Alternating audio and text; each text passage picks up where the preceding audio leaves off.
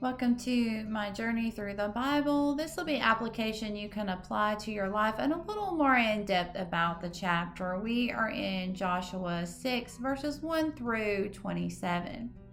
Now, it might seem a little strange that they would walk around the city 6 times, and then on the 7th day they walked around the city 7 times, and then they shouted for the glory of the Lord. And God had given the children of Israel this instructions because God wanted them to know that He was going to fight for them. They didn't need their weapons and their experiences, that God was going to take care of this. He would knock down those walls. And also, for this reason, that is why the priests were carrying the Ark Covenant instead of the soldiers. This was a test for the Israelites to see if they were willing to follow God completely. Because the Israelites had obeyed God and His plans, then they had victory. And Joshua took the time to remind the soldiers to remember Rahab and everybody in her house, because she had hid the messengers, the spies. Because she had saved their life, then her life would be saved in return, as well as anybody that was in her house with her.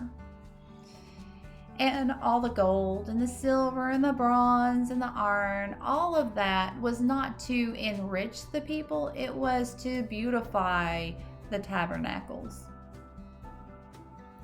and of course for its service. Now, God's purpose in having them destroy everything, even burn down the city, is because God wanted them to remain faithful to Him. He did not want them to have the distractions of Jericho or anything that was in that city. So He wanted to make sure that it didn't contaminate their beliefs and their religion. So He wanted to make sure that all of that was destroyed.